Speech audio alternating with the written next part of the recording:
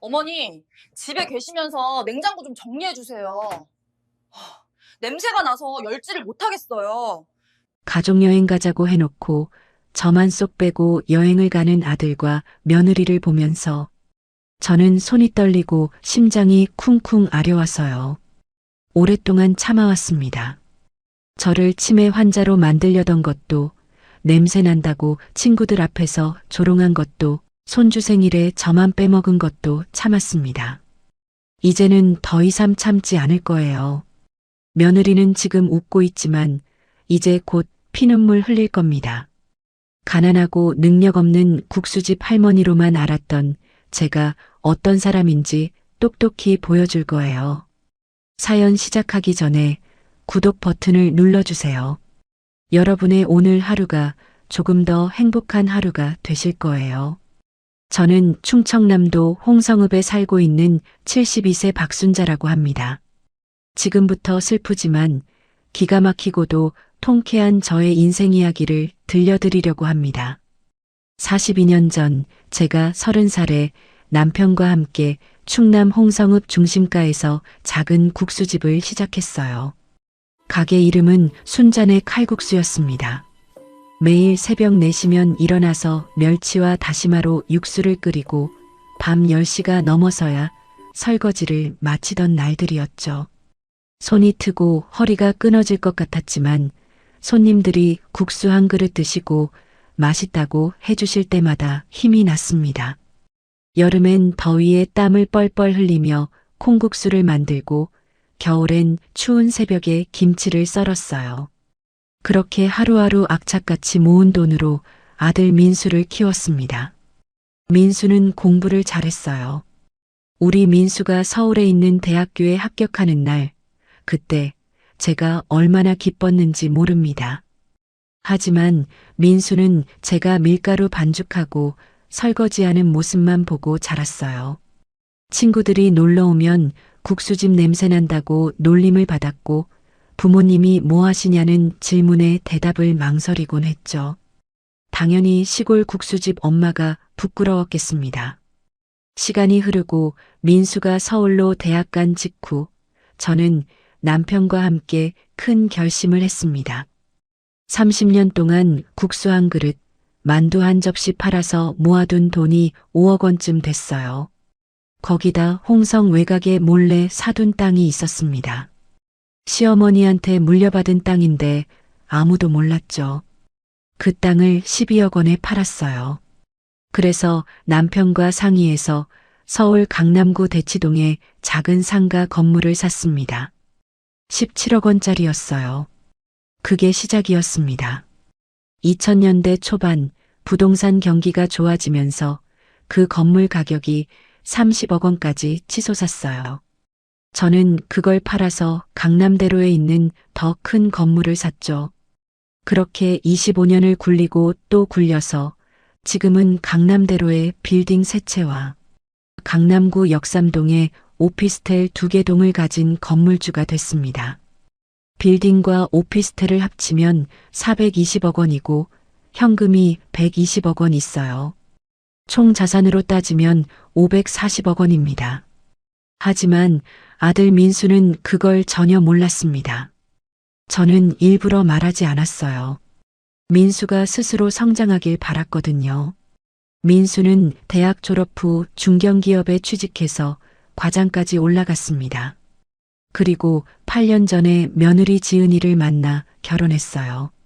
지은이는 외국계 회사 다니는 커리어 우먼이었고 SNS에는 화려한 사진들을 올리곤 했죠. 그러던 어느 날 제 인생에서 가장 큰 힘든 시련이 왔습니다. 5년 전에 평생을 함께해온 인생의 동반자 남편이 갑작스럽게 세상을 떠났습니다. 급성심근경색이었어요. 장례식장에서 민수가 저를 꼭 안아줬을 때 저는 이제 가족밖에 없다는 생각이 들었습니다. 빌딩이 뭐가 중요하고 돈이 뭐가 중요합니까? 혼자 홍성에 남아있으니 너무 외로웠어요.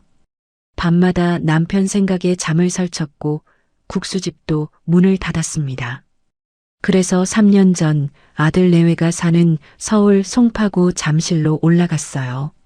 아들이 사는 아파트는 제 명의였지만 민수는 나중에 증여받을 집이라고 생각하며 살고 있었습니다. 저는 그냥 얹혀 사는 시어머니처럼 지냈어요. 손주 지훈이도 보고 싶었고 가족의 온기가 그리웠거든요. 그런데 오늘 아침 제 인생에서 가장 치욕스러운 순간이 왔습니다. 아들 내외가 5박 6일 제주도 가족여행을 간다고 했거든요. 손주 지훈이도 데리고요. 일주일 전부터 계획한 여행이었어요. 저는 당연히 저도 함께 가는 줄 알았습니다. 며느리가 여행 일정표를 프린트해서 냉장고에 붙여뒀고 저도 그걸 보면서 어떤 옷을 챙겨갈까 고민했거든요. 어젯밤에는 가방까지 다 쌌어요. 편한 운동화도 꺼내놓고 모자도 준비했죠. 그런데 오늘 아침 8시 현관에서 짐을 챙기던 며느리 지은이가 저를 돌아보며 말했습니다. 어머니, 집에 계시면서 냉장고 좀 정리해 주세요. 김치도 상할 것 같고요. 저는 귀를 의심했어요. 뭐라고요? 제가 다시 물었죠. 며느리는 마치 당연하다는 듯이 아주 차분하게 대답했습니다. 어머니는 여행 가시면 힘드실 것 같아서요. 제주도 걷는 코스도 많고요. 집에서 편히 쉬세요. 우리 돌아올 때까지요. 그 순간 제 심장이 쿵 하고 내려앉았어요. 머리가 하얘졌습니다. 아들 민수도 옆에서 고개를 끄덕이더군요. 엄마, 우리 돌아올 때까지 집 좀 부탁해.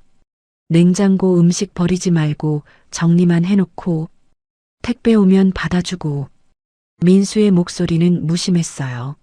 마치 저를 가사도우미 부르듯이 말하더군요. 제 손이 미세하게 떨리기 시작했습니다. 현관 바닥에 놓인 여행 가방 4개가 보였어요.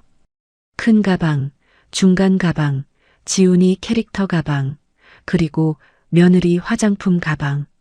4개였어요. 제 가방은 없었습니다.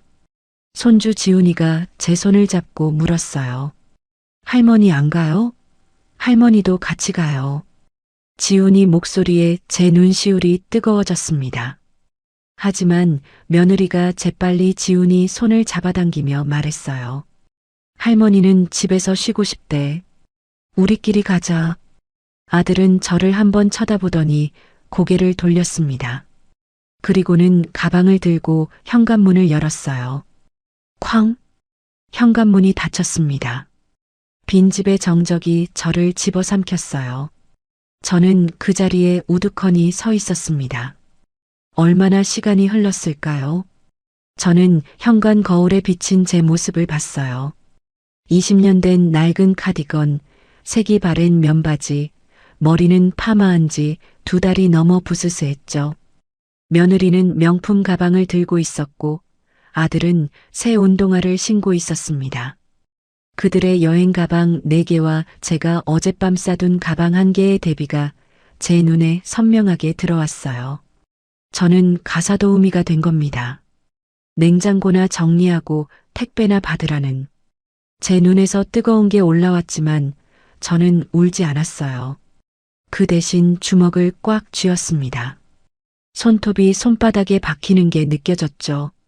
손이 부들부들 떨렸어요. 분노였는지 서러움이었는지 알 수 없었습니다. 이제 됐어요. 정말 이제 됐습니다. 저는 거실로 걸어가 핸드백에서 휴대폰을 꺼냈어요. 전화번호부를 열어 한 사람을 찾았습니다. 한미정. 제 오랜 친구이자 20년 경력의 부동산 등기 전문가죠. 남편이 살아있을 때부터 저희 건물 관리를 도와준 사람이에요. 통화 버튼을 눌렀습니다. 신호가 2번 울렸어요. 미정아, 나야. 저는 최대한 차분하게 말했습니다. 오늘부터 시작하자. 그 집 매각 서류 준비해줘. 그리고 아들 회사 건물 임대료 인상 통보도. 전화기 너머로 미정이의 목소리가 들렸어요. 알았어, 순자야. 드디어 시작이네. 기다렸어. 저는 전화를 끊고 현관을 다시 한번 바라봤습니다. 먼지 냄새가 코끝을 스쳤어요. 그 냄새가 조롱처럼 느껴졌지만 이제 상관없었습니다. 저는 가방에서 지갑을 꺼내 카드를 확인했어요. 그리고 엘리베이터 버튼을 눌렀습니다.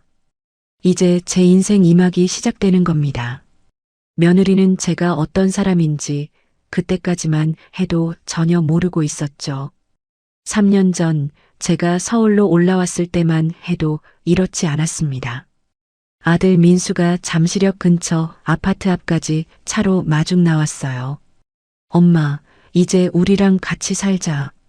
외롭게 혼자 있지 말고. 민수의 목소리는 따뜻했습니다. 며느리 지은이도 처음엔 웃으며 반겼어요. 어머니, 편하게 지내세요. 손주 지훈이는 그때 5살이었는데 제 손을 잡고 할머니 할머니 하며 따라다녔죠. 행복했습니다. 정말 행복했어요. 저는 매일 아침 미역국을 끓여주고 지훈이 유치원 데려다 주는 것만으로도 기뻤습니다. 이게 가족이구나, 이게 행복이구나 싶었어요. 하지만 변화는 6개월 후부터 시작됐습니다. 며느리가 슬슬 말투를 바꾸기 시작했어요. 어느 날 저녁이었습니다. 제가 된장찌개를 끓였는데 며느리가 식탁에 앉더니 코를 찡그렸어요. 어머니, 된장 냄새가 너무 강해요. 요즘 사람들은 이렇게 안 먹어요. 저는 당황했습니다.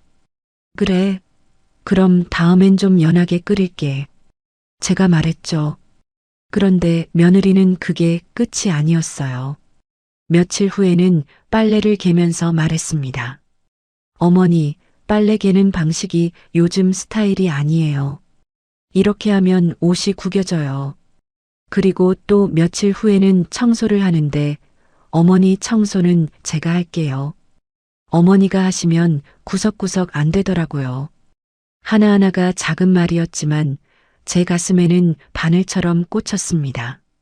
그러던 어느 날 정말 충격적인 일이 있었어요. 2년 6개월 전쯤이었을 겁니다. 며느리가 갑자기 저를 병원에 데리고 가자고 했어요. 어머니, 요즘 깜빡깜빡 하시는 것 같아서요. 건강검진 한번 받으세요. 저는 별 생각 없이 따라갔습니다. 그런데 도착한 곳이 신경과였어요. 송파구에 있는 큰 병원이었습니다. 며느리가 의사 선생님과 먼저 상담실에 들어가더니 20분쯤 이야기를 나눴어요. 그리고 나서 저를 불렀습니다. 의사 선생님이 여러 가지 질문을 했어요. 오늘이 몇 월 며칠인지, 대통령이 누구인지, 100에서 7씩 빼보라는 것들이었죠. 저는 다 대답했습니다. 그런데 며느리가 옆에서 계속 끼어들었어요.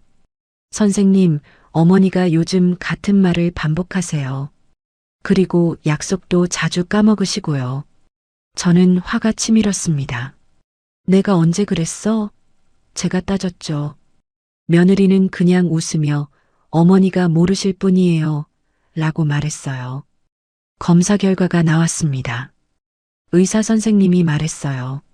어르신 정상이십니다. 치매 증상은 전혀 없으세요. 인지 기능도 또래보다 오히려 좋으신 편입니다. 그 순간 며느리 얼굴이 굳었어요. 저는 그때 깨달았습니다. 며느리가 저를 치매 환자로 만들려고 했다는 걸요. 그래야 저를 요양원에 보내든 뭘 하든 할 수 있으니까요. 집으로 돌아오는 차 안에서 저는 한마디도 하지 않았습니다. 며느리도 말이 없었어요. 하지만 제 머릿속은 복잡했습니다. 내가 뭘 잘못했길래 이런 취급을 받아야 하지? 그날 밤 저는 잠을 이룰 수가 없었어요. 그리고 결심했습니다. 이제부터 모든 걸 기록하고 녹음해야겠다고요. 다음 날부터 저는 핸드폰 녹음 기능을 켰습니다. 며느리와 아들이 저를 어떻게 대하는지 다 기록했어요. 처음엔 큰 일은 없었습니다. 그저 며느리가 저를 무시하는 말투 정도였죠. 그런데 시간이 지나면서 상황은 점점 더 심해졌습니다. 2년 전쯤 며느리 친정에서 돌잔치가 있었어요. 며느리 조카 돌잔치였습니다. 온 가족이 참석했는데 저만 빠졌어요. 어머니는 집에서 쉬세요. 사람 많은 데 가시면 피곤하실 거예요. 며느리가 말했죠. 저는 항의했습니다. 나도 가족인데 왜 나만 빠져야 해? 그랬더니 아들이 며느리 편을 들었어요. 엄마가 가면 며느리 친정 쪽에서 부담스러워해. 그냥 집에 있어. 그 말에 제 가슴이 찢어지는 것 같았습니다. 결국 그날도 저 혼자 집에 남았어요. 텅 빈 거실에 앉아 TV를 보는데 눈물이 주르륵 흘러내렸습니다. 그런데 더 기가 막힌 건 손주 지훈이 생일 파티 때였어요. 1년 6개월 전이었습니다. 지훈이가 7살 생일이었어요. 며느리가 송파구에 있는 키즈 카페를 대관했습니다. 초대장까지 만들어서 친구들한테 나눠줬죠. 저는 당연히 저도 가는 줄 알았어요. 그런데 생일 파티 전날 밤 며느리가 말했습니다. 어머니, 내일은 젊은 엄마들이 많이 와요. 어머니가 오시면 분위기가 좀. 그러니까 집에 계세요. 저는 믿을 수가 없었어요. 손주 생일인데 할머니를 빼다니요. 민수한테 물었습니다. 민수야, 나도 지훈이 생일 파티 가면 안 돼?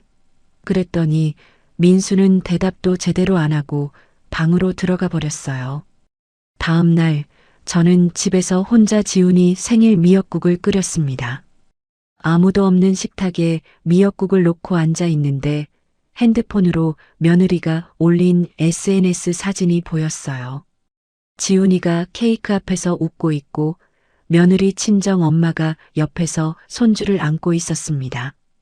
그 사진을 보는데 눈물이 왈칵 쏟아졌어요. 채취 이야기는 그때부터 시작됐습니다. 며느리가 친구들이 집에 놀러 온 날이었어요. 1년 3개월 전쯤이었을 겁니다.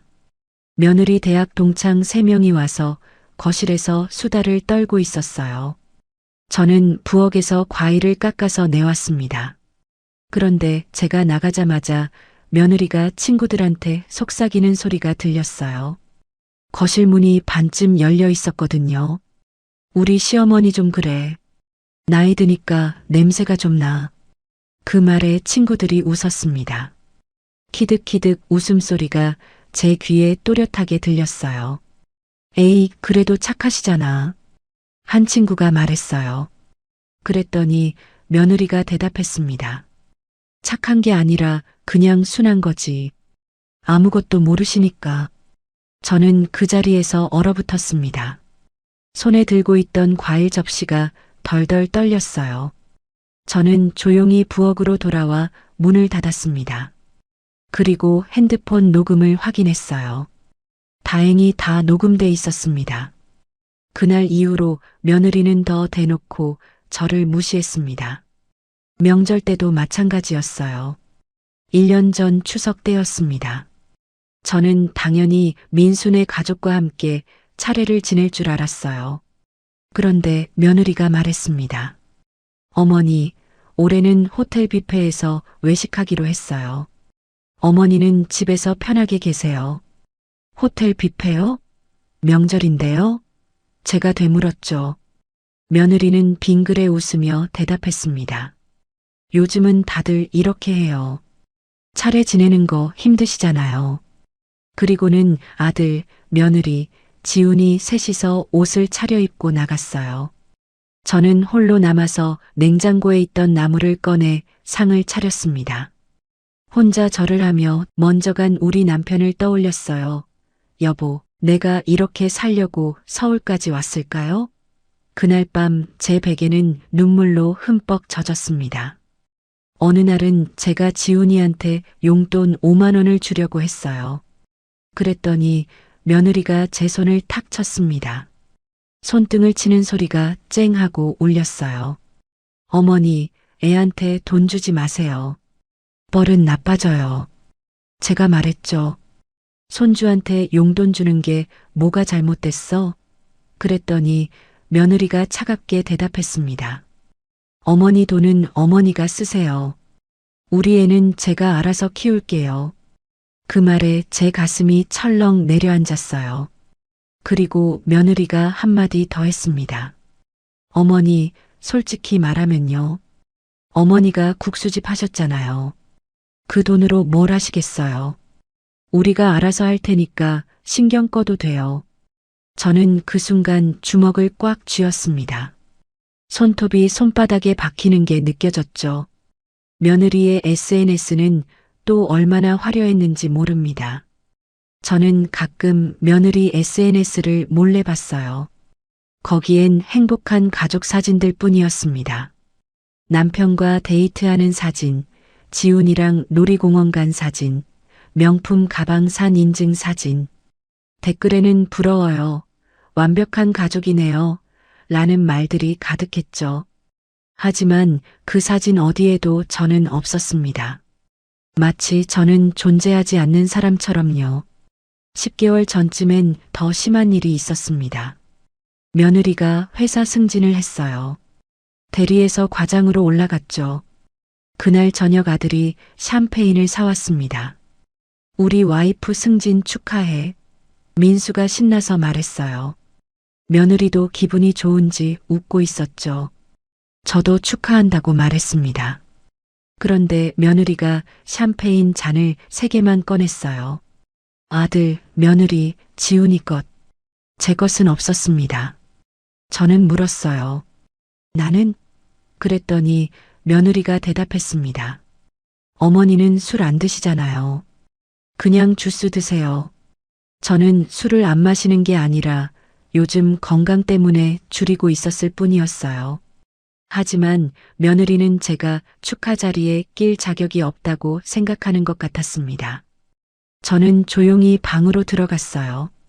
거실에서 들리는 웃음소리가 귀를 찔렀습니다. 샴페인 병이 펑하고 터지는 소리, 잔을 부딪히는 쨍그랑 소리, 그 모든 소리가 저를 배제한 축하 파티였어요. 6개월 전에는 홍성에 있던 제 국수집이 완전히 문을 닫았습니다. 세입자한테 빌려줬었는데 장사가 안 돼서 나간다고 하더군요. 저는 아들한테 말했어요. 민수야, 홍성 가게 문 닫았어. 어떻게 할까? 그랬더니 민수가 짜증을 냈습니다. 엄마, 그건 엄마가 알아서 해야지. 나한테 왜 물어봐? 나 회사 일도 바쁜데. 저는 아무 말도 못했어요. 며느리도 한마디 거들었습니다. 어머니, 솔직히 홍성까지 왔다 갔다 하기도 힘드시잖아요. 그냥 파세요. 얼마 안 되겠지만요. 얼마 안 된다는 말에 제 심장이 쿵 내려앉았습니다. 며느리는 제가 가난한 국수집 주인이라고만 생각하고 있었어요. 그 모든 시간 동안 저는 홍성에 있는 금고를 떠올렸습니다. 그 금고 안에는 강남 빌딩 3채와 오피스텔 2개 동의 등기권리증이 들어 있었어요. 제 통장에는 현금 120억 원이 넘게 들어 있었죠. 하지만 저는 참았습니다. 아직은 때가 아니라고 생각했어요. 며느리와 아들이 얼마나 더 저를 무시하는지 지켜보고 싶었습니다. 그래서 저는 계속 녹음을 했어요. 며느리가 저를 욕하는 말, 아들이 저를 무시하는 태도 다 녹음했습니다. 3년 동안 모은 녹음 파일이 핸드폰에 100개가 넘었어요. 그리고 오늘 아침 여행 가방 앞에서 배제당하는 순간이 왔습니다. 그 긴 세월 동안 쌓인 모욕과 무시가 현관 한마디로 폭발했어요. 냉장고나 정리하라는 며느리의 말이 마지막 방아쇠였습니다. 저는 더 이상 참을 수 없었어요. 이제 정말 시작할 때가 온 겁니다. 여행 당일 오후 2시, 저는 강남구 역삼동에 있는 법무법인 정도 회의실에 앉아 있었습니다. 유리로 된 넓은 회의실이었어요. 창밖으로 강남대로의 높은 빌딩들이 보였죠. 제 앞에는 친구 한미정이가 앉아 있었습니다. 미정은 20년 넘게 부동산 등기와 계약 업무를 해온 전문가예요. 남편이 살아있을 때부터 저희 건물 관리를 도와줬죠. 순자야, 드디어 시작하는 거지? 미정이가 물었습니다. 저는 고개를 끄덕였어요. 응, 이제 됐어. 더 이상 참을 수 없어. 제 목소리는 차분했지만 손은 미세하게 떨리고 있었습니다. 미정이가 큰 서류 가방을 열었어요. 가방 지퍼 소리가 지익하고 회의실에 울렸습니다. 그 안에서 두꺼운 파일철 3개가 나왔어요. 파일철마다 라벨이 붙어 있었습니다.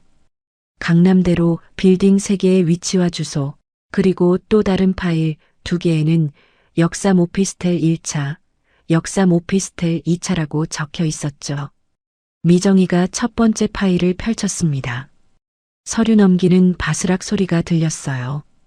이게 빌딩 등기부등본이야. 소유주 박순자. 그 말을 들으니 가슴이 두근거렸습니다. 미정이가 서류를 하나씩 꺼내며 설명했어요. 빌딩 하나는 지상 8층 건물이고 현재 시세가 120억 원이야. 1층부터 8층까지 전부 임대 중이고 월 임대료 합계가 1억 8천만 원이야. 다른 빌딩은 지상 10층이고 시세 120억 원, 월 임대료 1억 7천만 원. 마지막 빌딩은 지상 7층에 시세 110억 원, 월 임대료 1억 5천만 원. 저는 미정이가 읽어주는 숫자들을 들으며 숨을 깊게 들이마셨습니다. 오피스텔은 어때? 제가 물었죠. 미정이가 다음 파일을 펼쳤어요. 1차는 40세대고 시세 35억 원, 2차는 38세대에 시세 35억 원, 합치면 70억 원이야. 임대료는 월 5천만 원 정도 들어오고 저는 계산기를 두드렸습니다. 딸깍딸깍 버튼 소리가 났어요. 총 540억 원입니다. 미정이가 작은 열쇠를 꺼냈습니다. 이거 기억나지? 순자야. 저는 그 열쇠를 봤어요. 홍성은행 금고 열쇠였습니다. 그 금고 안에는 모든 등기권리증 원본이 들어 있었어요. 기억하지? 제가 대답했죠. 미정이가 노트북을 열었습니다. 노트북 부팅 소리가 삐하고 울렸어요. 화면에는 엑셀 파일이 떴습니다. 임대차 계약 현황이라는 제목이었죠. 미정이가 마우스를 클릭하며 말했습니다. 여기 봐, 첫 번째 빌딩 3층에 입주한 회사가 뭔지 알아? 제가 화면을 자세히 봤어요. 거기에는 대한토목건설이라고 적혀 있었습니다. 이게 뭔데? 제가 물었죠. 미정이가 빙그레 웃었어요. 민수 회사야. 내 아들이 다니는 회사. 제 심장이 쿵 하고 뛰었습니다. 뭐라고? 민수 회사가 내 건물에 있다고? 미정이가 고개를 끄덕였어요. 응. 민수는 모르지. 자기가 일하는 건물 주인이 엄마인 줄. 계약은 5년 전에 했고 올해 12월에 재계약이야. 건물은 법인 명의로 돼 있어서 민수는 건물주가 누군지 몰라. 저는 입술을 깨물었습니다. 그럼 재계약 조건을 바꿀 수 있다는 거네? 미정이가 서류를 한 장 더 꺼냈어요. 당연하지. 임대료 인상하거나 아예 계약 안 해줄 수도 있어. 내가 건물주니까. 저는 그 서류를 받아들었습니다. 종이가 손에 닿는 느낌이 묵직했어요. 미정이가 덧붙였습니다. 그리고 순자야, 내가 사는 잠실 아파트 있잖아. 그것도 내 명의야. 등기부등본 여기 있어. 저는 잠실 아파트 등기부등본을 펼쳤습니다. 거기에는 분명히 적혀 있었어요. 소유자 박순자. 12년 전 제가 그 아파트를 샀습니다. 당시 시세 8억 원짜리였는데 제 현금으로 샀어요. 민수가 결혼하면서 살 집이 필요하다고 해서 제 명의로 사준 거였죠. 민수한테는 결혼 선물이고 나중에 증여해 줄 거라고 말했습니다. 그래서 민수는 자기 집인 줄 알고 살고 있었어요. 언젠가 엄마가 증여해 줄 집이니까요. 하지만 아직 증여는 안 했습니다. 등기는 여전히 제 명의였죠. 미정이가 말했습니다. 민수는 지금 그 집을 담보로 3억 5천만 원 대출을 받았어. 내 동에 받아서 받은 거지. 대출 만기가 내년 3월이고 연장 동의가 필요한데 내가 소유주니까 내 동의 없이는 연장이 안 돼. 저는 눈을 감았습니다. 그럼 내가 동의 안 하면? 미정이가 단호하게 대답했어요. 민수는 3억 5천만 원을 일시불로 갚아야 해. 못 갚으면 집을 빼앗기는 거지. 미정이가 또 다른 서류를 꺼냈습니다. 이건 며느리 지은이 회사 조사 자료야. 제가 눈을 크게 떴어요. 며느리 회사까지 조사했어? 미정이가 고개를 끄덕였죠. 당연하지. 지은이가 다니는 회사가 외국계 컨설팅 회사잖아. 거기 감사팀한테 내부 제보 자료를 넣으면 어떻게 될까? 저는 서류를 읽기 시작했습니다. 거기에는 며느리의 출장비 부풀리기, 허위 보고서 작성, 접대비 횡령 의혹 등이 적혀 있었어요. 미정이가 말했습니다. 이 자료는 익명으로 감사팀에 제보할 수 있어. 그럼 지은이는 감사를 받게 되고 최소한 승진은 물 건너가지. 심하면 징계야. 제 손이 서류를 꽉 쥐었습니다. 종이가 구겨지는 소리가 작게 났어요. 미정이가 마지막 파일을 펼쳤습니다. 그리고 이게 제일 중요한 거야. 유언장. 저는 그 서류를 봤어요. 5년 전 남편이 죽은 직후 작성한 유언장이었습니다. 거기에는 모든 재산을 아들 민수에게 상속한다고 적혀 있었죠. 하지만 미정이가 빨간 펜으로 줄을 그으며 말했습니다. 이거 다시 쓸 거지? 저는 고개를 끄덕였어요. 응. 민수한테 한 푼도 안 줄 거야. 미정이가 새 서류를 꺼냈습니다. 그럼 이렇게 바꾸자. 손주 지훈이 명의로 신탁 설정하고 지훈이가 성인 될 때까지 신탁 관리인이 관리하는 거야. 민수랑 지은이는 손도 못 대게. 저는 그 서류를 찬찬히 읽었습니다. 완벽했어요. 지훈이만은 지켜야겠다는 생각이 들었습니다. 미정이가 커피를 한 모금 마시고 말했어요.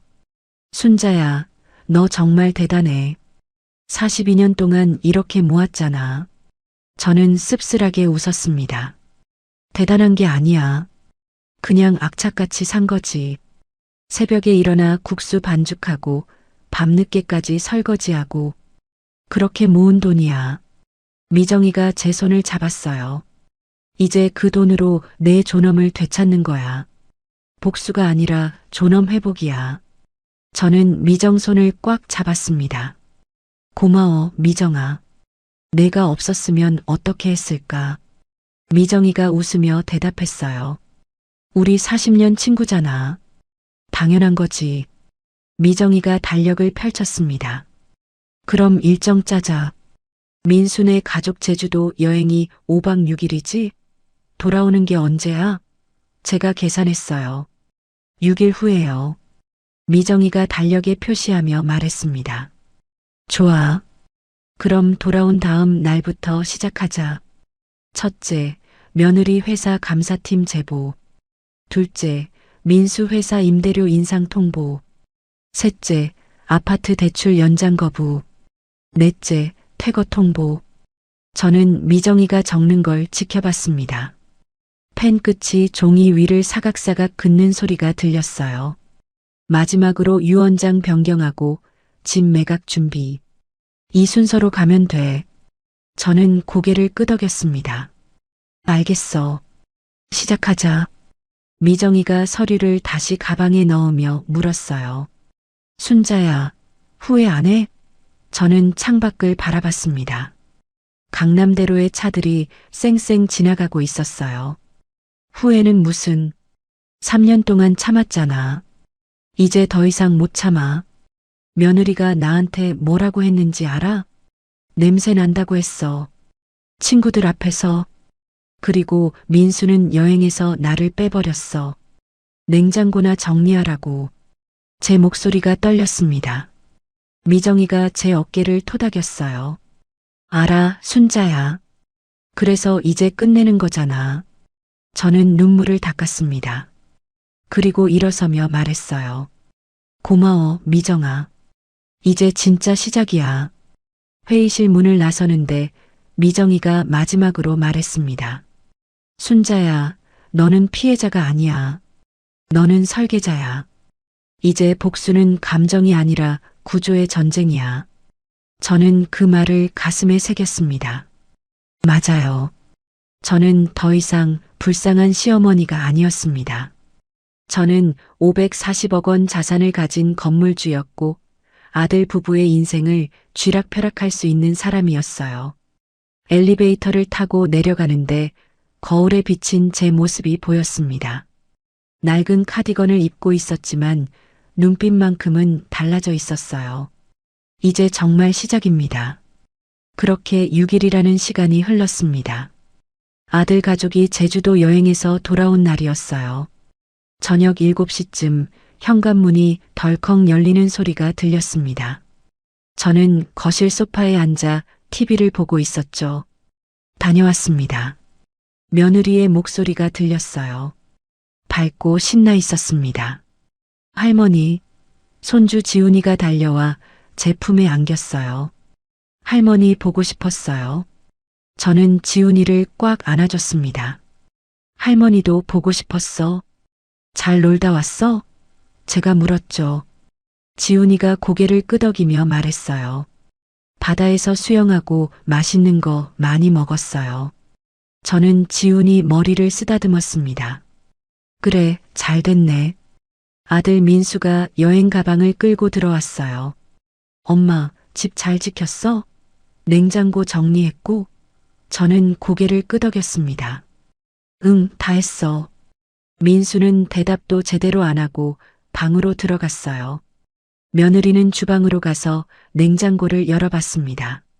어머니, 김치가 그대로네요. 정리 안 하셨어요? 저는 조용히 대답했습니다. 아직 안 상했던데? 며느리가 혀를 차며 말했어요. 에휴, 됐어요. 제가 할게요. 그리고는 쓰레기 봉투를 꺼내 김치통을 버리기 시작했습니다. 저는 그 모습을 지켜봤어요.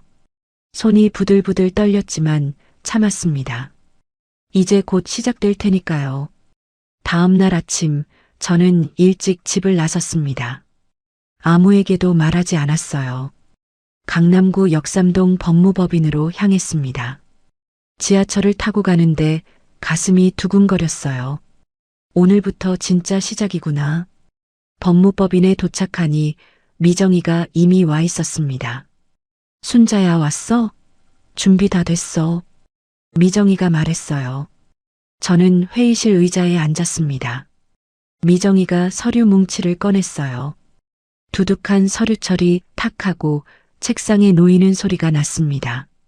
첫 번째 서류는 며느리 회사 감사팀 제보 자료였습니다. 미정이가 설명했어요. 이거 오늘 오후에 익명으로 이메일 보낼 거야. 지은이 출장비 허위 청구 내역, 접대비 부풀리기, 보고서 조작 의혹. 다 증거 있어. 저는 서류를 넘겼습니다. 종이 넘기는 바스락 소리가 들렸어요. 증거가 이렇게 많아? 제가 물었죠. 미정이가 고개를 끄덕였습니다. 지은이가 SNS에 올린 해외 출장 사진들이랑 회사 출장 기록 대조해봤어. 날짜가 안 맞는 게 3건이야. 개인 여행을 출장비로 처리한 거지. 그리고 접대비도 문제야.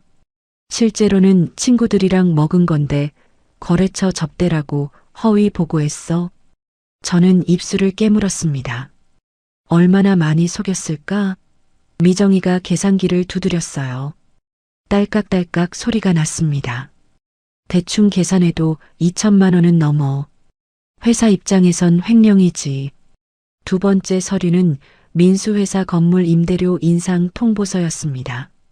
미정이가 펜으로 가리키며 말했어요.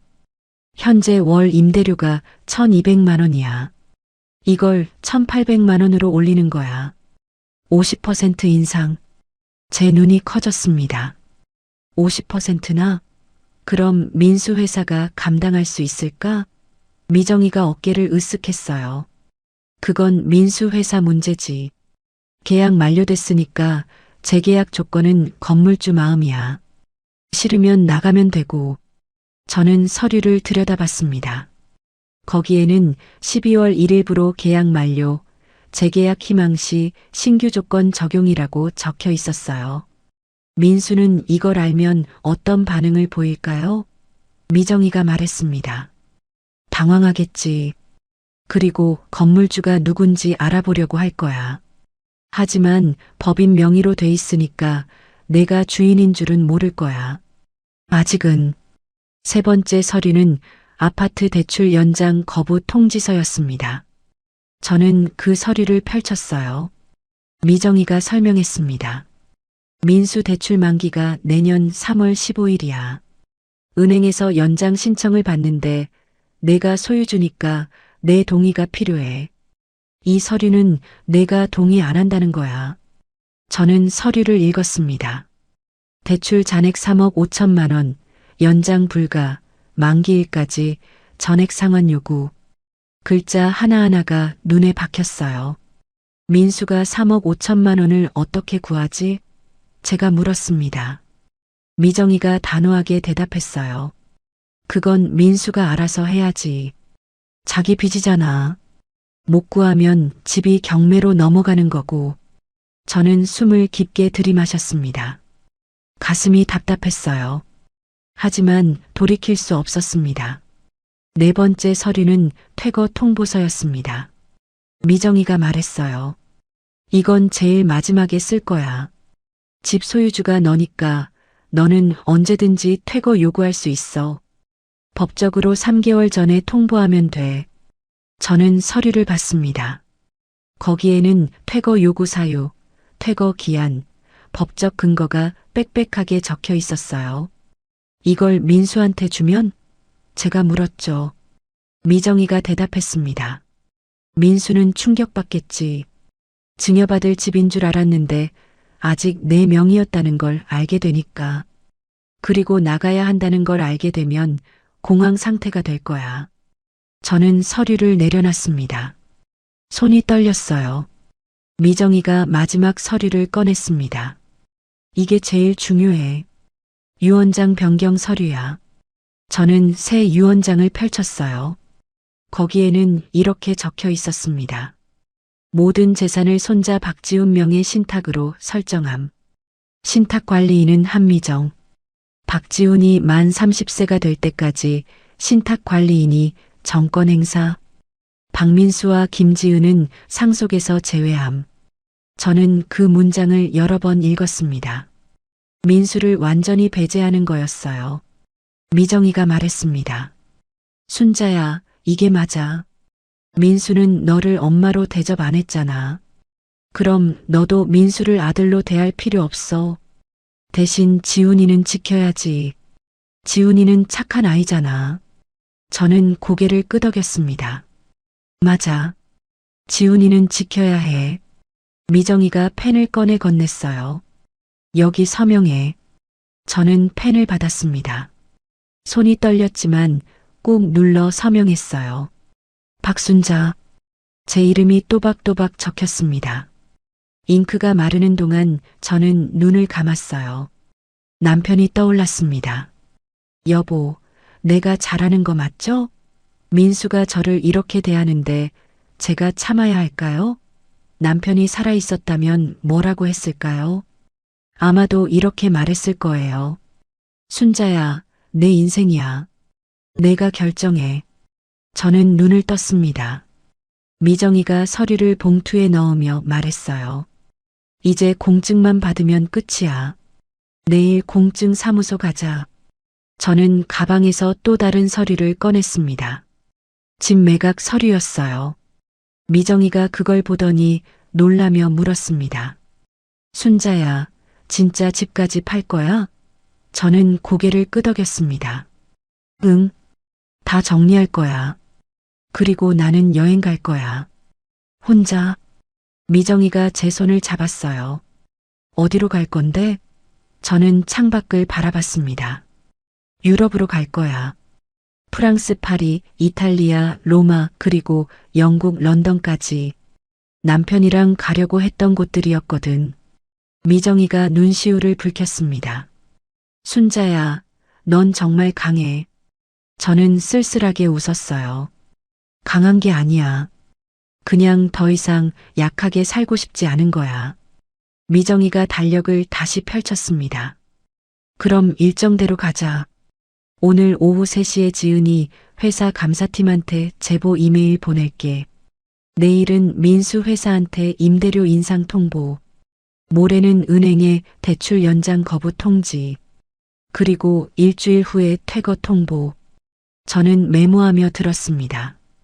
펜 끝이 종이를 긋는 사각사각 소리가 났어요. 알겠어. 시작하자. 제가 말했습니다. 미정이가 웃으며 말했어요. 순자야, 이제 복수가 아니야. 이건 내 인생 되찾기야. 저는 그 말에 고개를 끄덕였습니다. 맞아요. 저는 제 인생을 되찾는 거예요. 법무법인을 나서는데 하늘이 맑았습니다. 11월 초순에 쌀쌀한 바람이 불었어요. 저는 코트깃을 세우고 걸었습니다. 발걸음이 가벼웠어요. 이제 곧 모든 게 시작될 겁니다. 며느리는 회사에서 감사를 받게 될 거고, 민수는 임대료 인상 통보를 받게 될 거예요. 그리고 대출 연장이 거부되면 3억 5천만 원을 구해야 하는 공포를 느끼겠죠. 저는 핸드폰을 꺼내 여행사 번호를 찾았습니다. 유럽 여행 상품을 알아봐야겠어요. 이제 저의 인생 2막이 시작되니까요. 공항으로 떠날 날이 머지 않았습니다. 2주가 지났습니다. 그날 저녁 현관문이 평소보다 조용히 열렸어요. 쾅 하고 닫히는 소리 대신 스르륵 미끄러지듯 닫히는 소리였습니다. 저는 거실에서 TV를 보고 있었죠. 며느리 지은이가 들어왔는데 얼굴이 창백했어요. 눈 밑에 다크서클이 짙게 드리워져 있었고 입술은 바짝 말라 있었습니다. 평소에 현관에 들어서자마자 화장을 고치던 며느리가 가방을 그냥 소파에 던져놨어요. 가방이 쿵 하고 소파에 떨어지는 소리가 거실에 울렸습니다. 어머니, 저 방에 좀 있을게요. 며느리가 힘없이 말했어요. 목소리가 갈라져 있었습니다. 저는 고개를 끄덕였죠. 응, 그래. 며느리는 비틀거리며 방으로 들어갔어요. 방문이 닫히는 소리가 딸깍 하고 났습니다. 저는 TV 볼륨을 줄였어요. 귀를 기울이니 방 안에서 흐느끼는 소리가 희미하게 들렸습니다. 저는 주먹을 쥐었다 폈다 했어요. 시작됐구나. 1시간쯤 지났을 때 아들 민수가 집에 돌아왔습니다. 현관문이 벌컥 열리더니 민수가 황급히 들어왔어요. 얼굴이 불그락푸르락했습니다. 엄마, 지은이 어디 있어? 민수가 급하게 물었죠. 방에 있어. 제가 대답했습니다. 민수는 대답도 듣지 않고 방으로 달려갔어요. 쿵쿵 발소리가 복도에 울렸습니다. 방문이 열리는 소리가 들렸어요. 여보, 무슨 일이야? 회사에서 무슨 일 있었어? 민수의 목소리가 들렸습니다. 며느리가 흐느끼는 소리가 커졌어요. 감사팀에서 나를 불렀어. 출장비랑 접대비 문제로. 누가 제보를 했대. 며느리 목소리가 떨렸습니다. 제보? 누가 왜? 민수가 당황한 듯 물었죠. 모르겠어. 익명이래. 근데 증거가 다 있대. 내 SNS 사진이랑 출장 날짜가 안 맞는다고. 며느리가 울면서 말했습니다.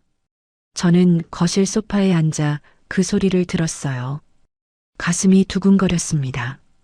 얼마나 심각해? 민수가 물었어요. 심각해. 정말 심각해. 과장 승진은 물 건너갔어. 최악의 경우 징계받을 수도 있대. 며느리 목소리가 더 커졌습니다. 그리고는 와락 울음을 터뜨렸어요. 엉엉 우는 소리가 방 밖까지 들렸습니다. 저는 TV를 껐어요. 정적 속에서 며느리의 울음소리만 들렸습니다. 손이 떨렸지만 저는 차분히 물을 마셨어요. 컵을 내려놓는 소리가 탁 하고 났습니다. 그날 밤 식탁은 조용했습니다. 며느리는 밥을 거의 먹지 않았어요. 젓가락을 들었다가 내려놓기를 반복했죠. 민수도 말이 없었습니다.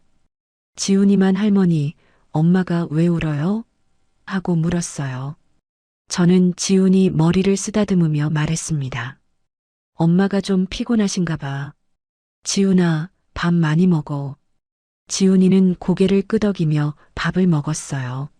며느리는 지훈이를 보더니 눈물을 닦았습니다. 다음 날 아침 민수가 먼저 출근했어요. 현관에서 구두 신는 소리가 바쁘게 들렸습니다. 그런데 출근하고 1시간쯤 지났을 때 민수한테 전화가 왔습니다. 며느리가 핸드폰을 받았어요. 여보, 뭔데? 며느리 목소리가 거실까지 들렸습니다. 뭐, 임대료가 얼마라고? 며느리 목소리가 높아졌어요. 50% 인상? 그게 무슨 소리야? 저는 부엌에서 설거지를 하며 귀를 기울였습니다. 접시 씻는 물소리를 작게 줄였어요. 건물주가 재계약 조건을 바꿨대. 월 1,200만 원에서 1,800만 원으로. 안 그러면 나가라고. 며느리가 전화기에 대고 말했습니다. 목소리가 떨렸어요. 회사에서 어떻게 감당해? 며느리가 다급하게 물었죠. 모르겠어. 임원들이 난리야. 건물주가 누군지 알아보고 있어. 민수 목소리가 전화기 너머로 희미하게 들렸습니다. 며느리는 전화를 끊고 소파에 주저앉았어요. 쿵 소리가 났습니다. 저는 설거지를 마치고 행주로 손을 닦았습니다. 며느리한테 다가가 물었어요. 무슨 일이야? 며느리가 고개를 들었습니다. 눈이 충혈돼 있었어요. 아무것도 아니에요. 며느리가 짧게 대답했습니다. 하지만 손은 부들부들 떨리고 있었죠. 저는 그냥 주방으로 돌아왔습니다. 냉장고 문을 여는 척하며 작게 웃음이 나왔어요. 시작됐어요. 정말 시작됐습니다. 그날 오후 며느리한테 또 전화가 왔습니다. 회사에서 걸려온 전화였어요. 며느리가 핸드폰을 보더니 얼굴이 하얗게 질렸습니다. 여보세요? 며느리가 떨리는 목소리로 받았어요. 네, 김지은 과장입니다. 며느리는 전화를 들으며 얼굴이 점점 굳어갔습니다. 네, 알겠습니다. 내일 오전 10시요. 네, 꼭 가겠습니다. 며느리가 전화를 끊었어요. 핸드폰을 쥔 손이 파르르 떨렸습니다. 감사팀에서 내일 또 오래요. 정식 인터뷰래요. 며느리가 혼잣말처럼 중얼거렸어요. 목소리가 갈라져 있었습니다. 저는 거실 구석에 앉아 그 모습을 봤어요. 며느리는 소파에 앉아 고개를 떨구고 있었습니다. 어깨가 들썩들썩 떨렸어요. 울고 있는 것 같았습니다. 3년 전 며느리가 저를 치매 환자로 만들려고 병원에 데려갔던 게 떠올랐어요. 그때 며느리는 의사 선생님 앞에서 제 정신을 의심하는 말들을 쏟아냈었죠. 지금 며느리가 앉아 있는 그 소파에서 며느리는 친구들한테 제 냄새가 난다고 말했었습니다. 저는 주먹을 꽉 쥐었어요. 이제 시작일 뿐이야. 저녁 때 민수가 돌아왔습니다. 얼굴이 잔뜩 굳어 있었어요. 가방을 던지듯 놓더니 넥타이를 풀었습니다. 지직 넥타이 푸는 소리가 거칠었어요.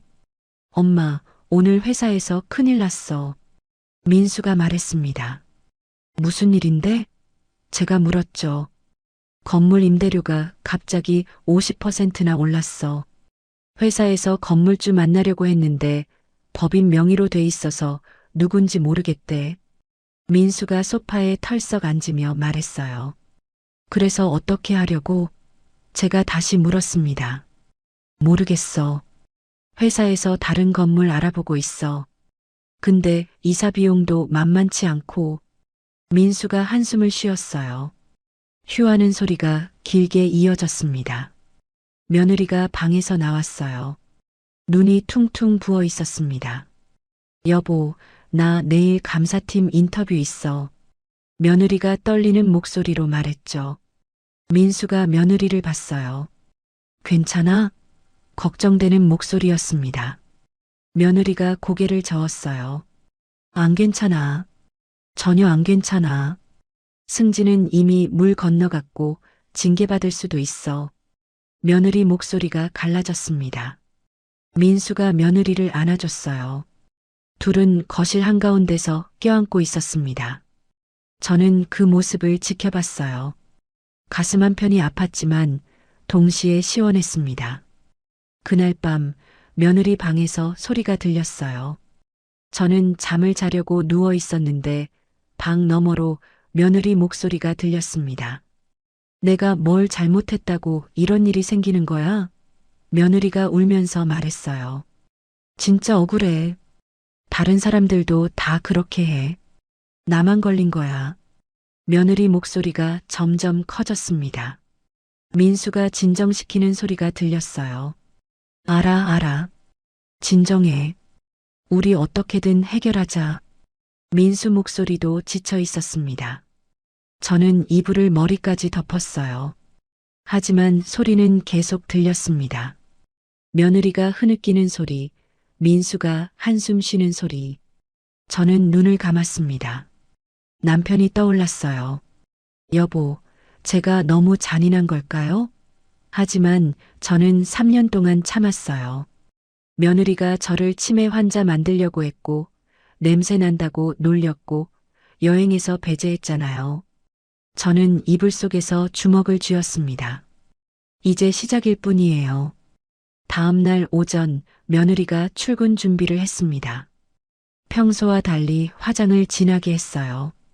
거울 앞에서 파운데이션을 바르는 손이 떨렸습니다.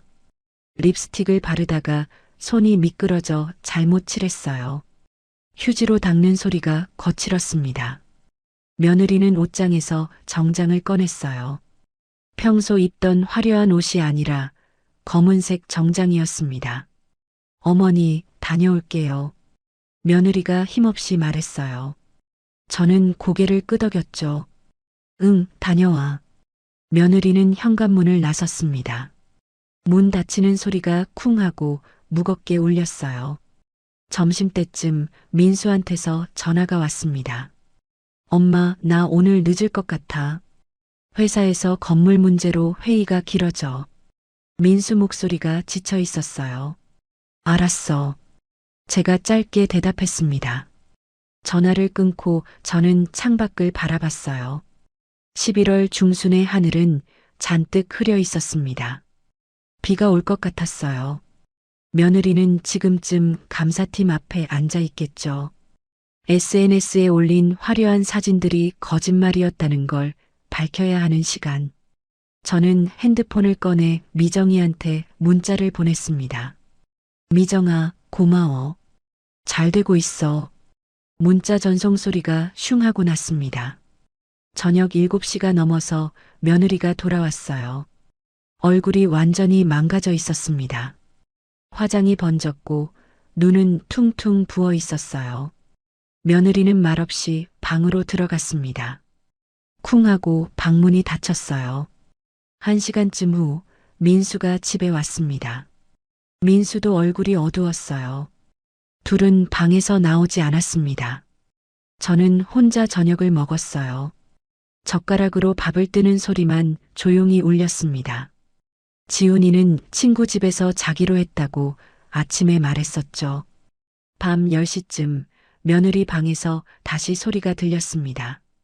2주 정직이래. 그리고 과장 승진 취소. 며느리 목소리가 떨렸어요. 뭐? 2주 정직? 민수가 놀라 물었습니다. 응. 횡령까지는 아니지만 부당 이득이래. 회사에 2천만 원 변상해야 할 수도 있대. 며느리가 울먹이며 말했어요. 2천만 원? 우리 어디서 구해? 민수 목소리가 높아졌습니다. 모르겠어. 정말 모르겠어. 며느리가 울음을 터뜨렸어요. 저는 제 방 침대에 누워 그 소리를 들었습니다. 가슴이 답답했어요. 하지만 돌이킬 수 없었습니다. 저는 3년 동안 당했던 일들을 떠올렸어요. 병원에서 치매 환자 취급받던 일, 돌잔치에 혼자 빠졌던 일, 손주 생일 파티에 못 갔던 일, 며느리 친구들 앞에서 냄새 난다고 조롱당한 일, 그리고 여행에서 배제당한 일. 눈물이 나올 것 같았지만 저는 참았어요. 이제 시작일 뿐이니까요. 앞으로 더 큰 일이 남아 있었습니다. 며느리가 2주 정직을 받고 일주일이 지났습니다.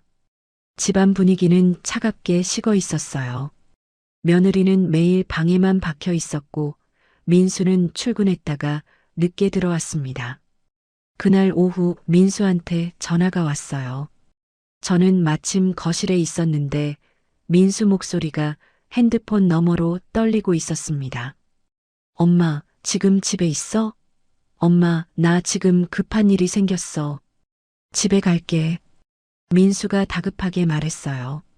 무슨 일인데? 제가 물었지만 민수는 대답하지 않고 전화를 끊었습니다. 뚜뚜뚜 신호음만 울렸어요. 30분쯤 지나서 현관문이 벌컥 열렸습니다. 민수가 숨을 헐떡이며 들어왔어요. 얼굴이 창백했습니다. 엄마, 은행에서 연락 왔어. 민수가 급하게 말했어요. 대출 연장이 안 된대. 무슨 소리야? 제가 물었죠.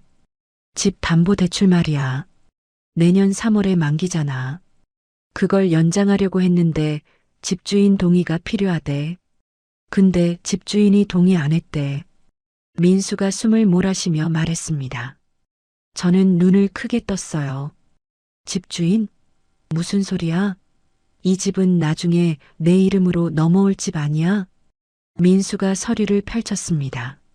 종이 넘기는 바스락 소리가 거실에 울렸어요. 엄마, 이 집 등기부등본 봤더니 소유주가 엄마야. 박순자, 엄마 이름으로 돼 있어. 아직 증여 안 된 거야? 민수 목소리가 떨렸습니다. 저는 서류를 받아들었어요. 거기에는 분명히 적혀 있었습니다. 소유자 박순자, 등기일자 12년 전. 저는 천천히 고개를 들었어요. 민수를 쳐다봤습니다. 응, 아직 안 했어. 제가 차분하게 말했죠. 뭐, 아직 안 했어? 그럼 나는 뭐야? 민수가 소리쳤습니다. 목소리가 갈라졌어요. 너는 그냥 살고 있는 거지. 나는 내가 결혼할 때 이 집을 사줬어. 내 돈으로. 나중에 증여해 줄 생각이었지. 하지만 아직 안 했어. 그러니까 이 집은 아직 내 거야. 제가 또박또박 말했습니다. 민수는 그 자리에서 얼어붙었어요. 입이 떡 벌어진 채로 저를 쳐다봤습니다. 그럼 내가 12년 동안 낸 대출금은 뭐야? 민수가 다시 물었어요. 목소리가 떨렸습니다. 그건 내가 이 집에 살기 위해 낸 비용 같은 거지.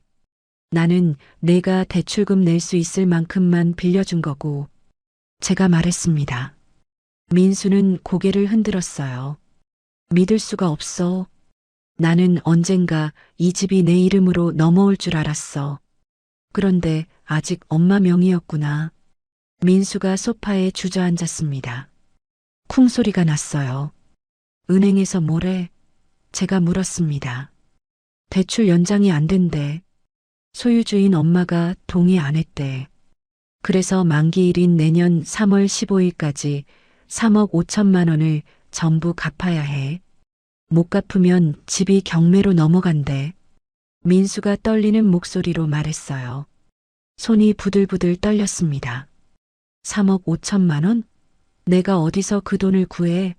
민수가 머리를 감싸쥐었어요. 그때 며느리가 방에서 나왔습니다. 무슨 소리예요?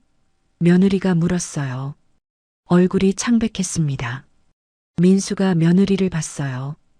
여보, 큰일 났어. 이 집이 아직 엄마 명의래. 증여가 안 됐대. 그리고 대출 연장이 안 돼. 3억 5천만 원을 4개월 안에 갚아야 해. 민수가 떨리는 목소리로 말했습니다. 며느리는 그 자리에서 비틀거렸어요. 벽을 잡고 겨우 중심을 잡았습니다. 뭐라고요? 이 집이 아직 어머니 명의요? 며느리 목소리가 날카로워졌어요. 응, 12년 전에 내가 산 거야. 민수 결혼 선물로. 나중에 증여해줄 생각이었는데 아직 안 했어. 제가 말했습니다. 며느리는 입술을 깨물었어요. 그럼 우리는 12년 동안 증여 기다리며 살았던 거예요? 며느리가 다시 물었습니다. 뭐, 그렇게 볼 수도 있겠네. 제가 대답했죠. 며느리는 벽에 등을 기댔습니다. 슬그머니 주저앉더니 바닥에 털썩 앉았어요. 쿵소리가 울렸습니다. 3억 5천만 원을 어떻게 구해요? 며느리가 민수를 봤어요. 모르겠어. 우리 예금 통장에 얼마 있어? 민수가 물었습니다. 며느리는 핸드폰을 꺼내 은행 앱을 열었어요. 딸깍 버튼 누르는 소리가 났습니다. 5천만 원이요. 적금까지 합쳐도 7천만 원. 며느리가 떨리는 목소리로 대답했어요. 7천만 원? 그럼 2억 8천만 원이 부족한데? 민수가 소리쳤습니다. 며느리는 고개를 떨구었어요. 어깨가 들썩들썩 떨렸습니다. 울고 있는 것 같았어요. 저는 그 모습을 지켜봤습니다. 가슴 한편이 아팠지만 저는 참았어요. 그리고 며느리, 너 카드 빚은 얼마나 돼? 제가 물었습니다. 며느리가 고개를 번쩍 들었어요. 눈이 커졌습니다. 카드 빚이요? 며느리가 더듬거렸어요. 응. 너 명품 가방 사고 해외여행 가고 SNS에 화려하게 올리느라 카드 많이 썼잖아. 제가 차분하게 말했습니다. 며느리 얼굴이 하얗게 질렸어요. 그건 어떻게 아세요? 며느리가 떨리는 목소리로 물었죠. 나도 다 알아. 너 카드 빚이 5천만 원 넘는 거. 제가 말했습니다. 며느리는 입을 다물지 못했어요. 턱이 덜덜 떨렸습니다. 5천만 원? 여보, 그게 무슨 소리야? 민수가 며느리를 봤어요. 며느리는 고개를 숙였습니다. 미안해요. 나도 모르게 그렇게 됐어요. 명품 가방 할부로 사고 친구들이랑 밥 먹으면서 제 카드로 계산하고 SNS에 올리려고.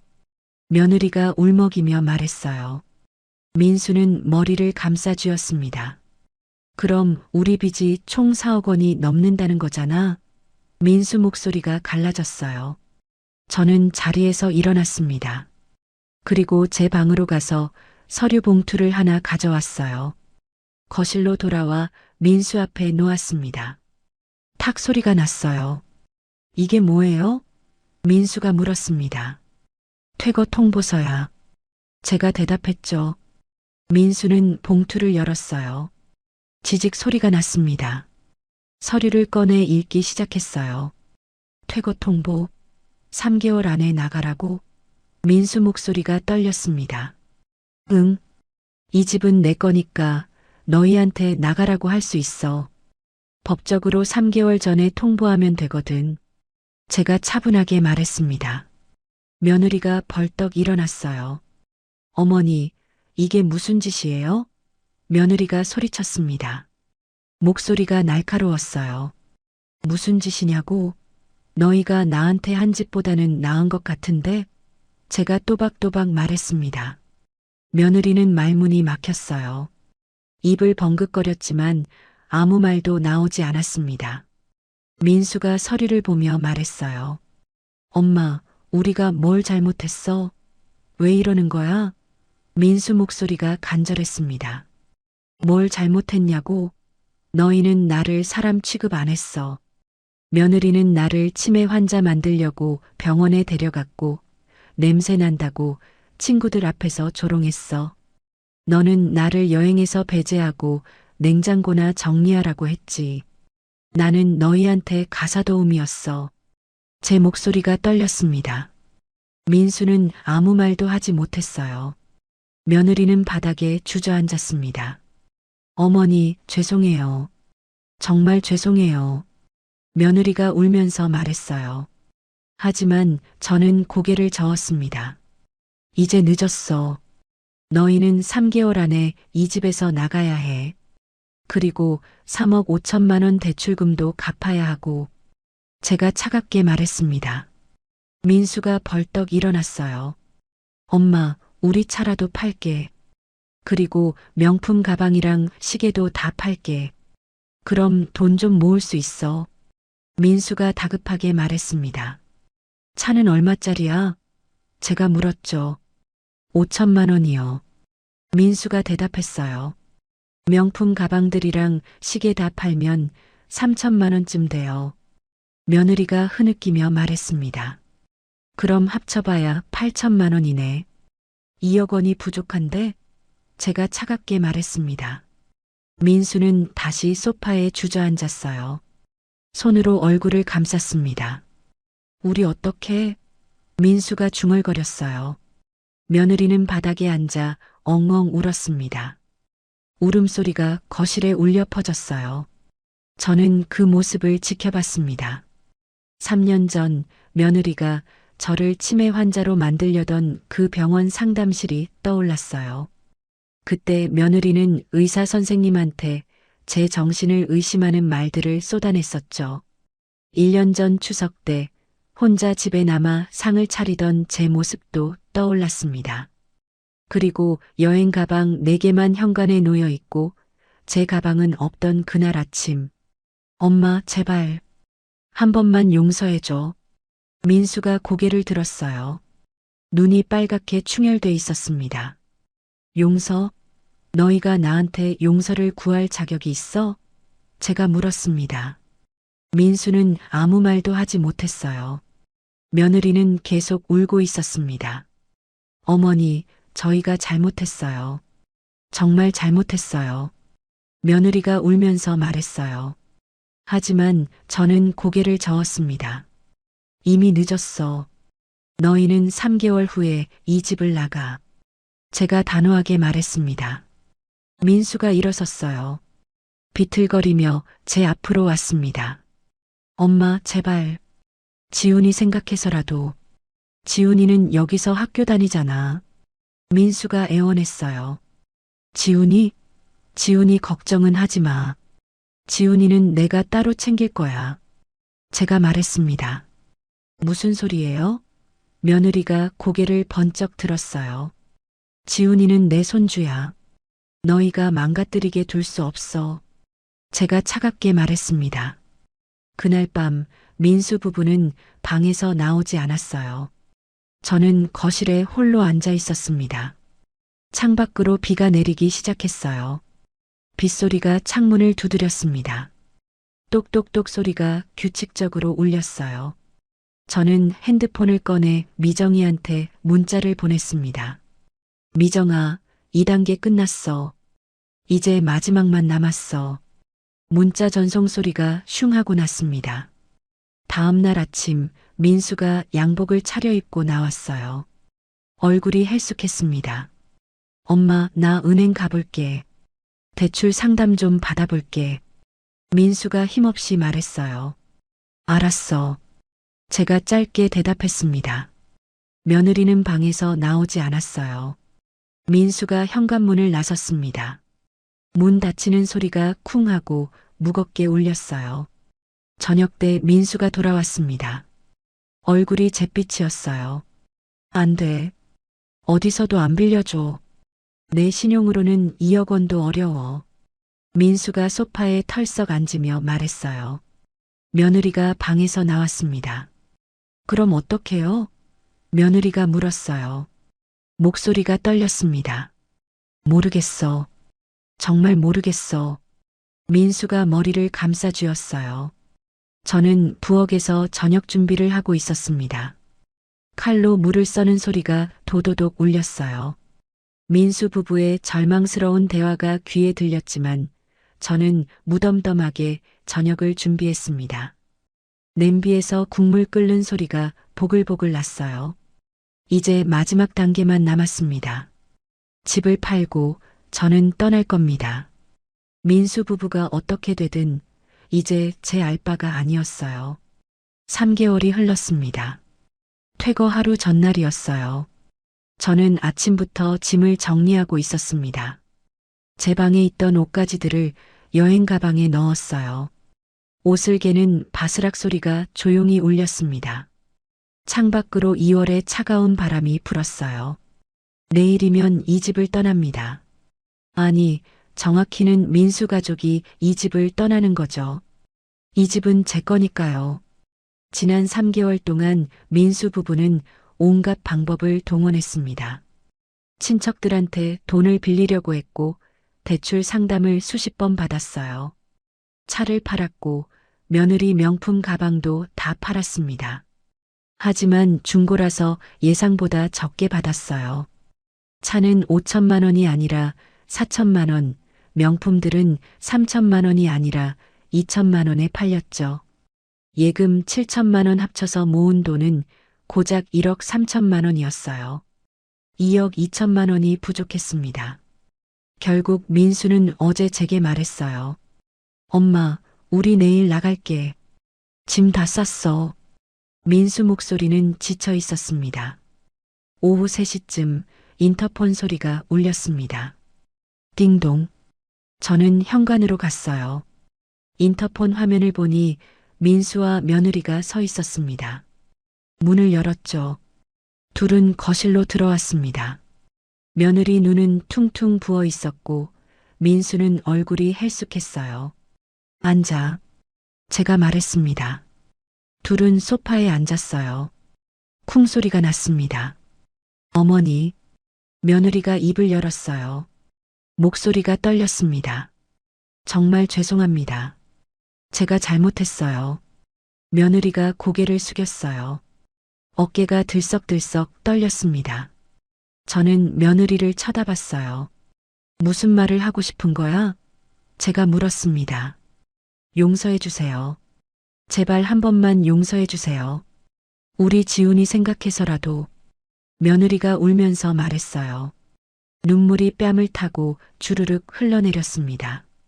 저는 며느리를 가만히 봤어요. 3년 전 병원 상담실이 떠올랐습니다. 며느리가 의사 선생님한테 저를 치매 환자로 만들려던 그날.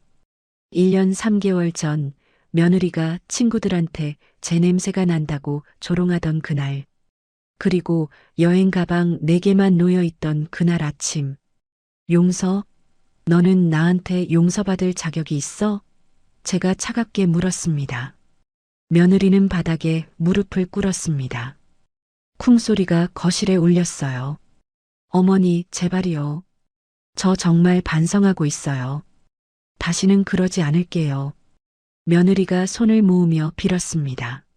하지만 저는 고개를 저었어요. 이미 늦었어. 너는 3년 동안 나를 사람 취급 안 했어.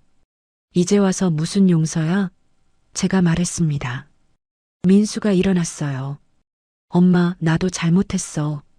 정말 잘못했어. 민수가 제 앞에 무릎을 꿇었습니다. 쿵 소리가 또 났어요. 엄마를 사람으로 대하지 않았어. 가사도우미처럼 대했어.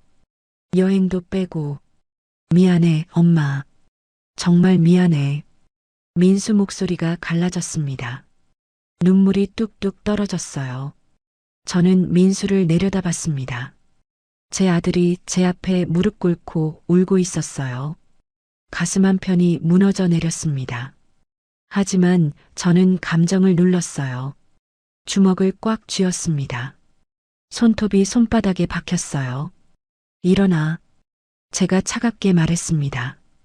민수가 고개를 들었어요. 눈이 빨갛게 충혈돼 있었습니다. 저는 제 방으로 가서 서류 가방을 가져왔습니다. 거실로 돌아와 책상 위에 놓았어요. 탁 소리가 울렸습니다. 가방을 열고 서류철을 꺼냈어요. 두꺼운 서류철이었습니다. 이게 뭐냐고? 제가 물었죠. 민수와 며느리는 서류를 쳐다봤어요. 뭐예요? 민수가 떨리는 목소리로 물었습니다. 유언장이야. 새로 쓴 유언장. 제가 말했습니다. 서류철을 펼쳤어요. 종이 넘기는 바스락 소리가 들렸습니다. 첫 장에는 이렇게 적혀 있었어요. 유언장 변경. 작성일 3개월 전, 민수가 서류를 읽기 시작했습니다. 얼굴이 점점 창백해졌어요. 모든 재산을 손자 박지훈 명의 신탁으로 설정함. 민수가 떨리는 목소리로 읽었습니다. 박민수와 김지은은 상속에서 제외함. 민수 목소리가 커졌어요.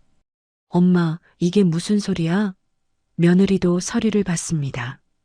얼굴이 하얗게 질렸어요. 그대로야. 너희는 내 재산 한 푼도 못 받아.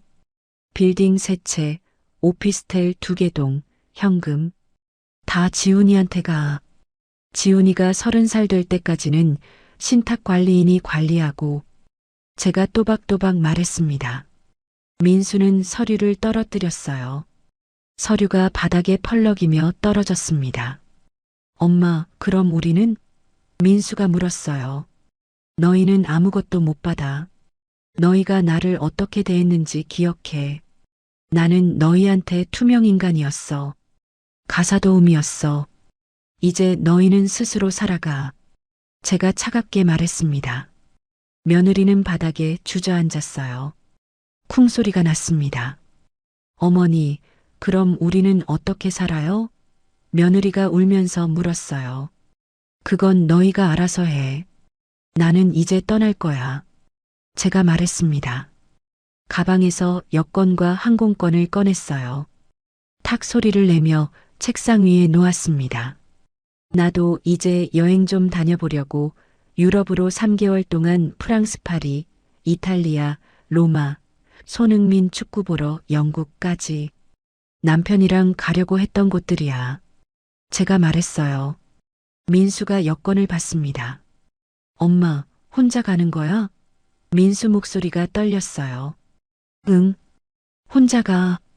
너희랑은 이제 끝이야. 제가 단호하게 말했습니다. 민수는 고개를 떨궜어요. 어깨가 축 처졌습니다.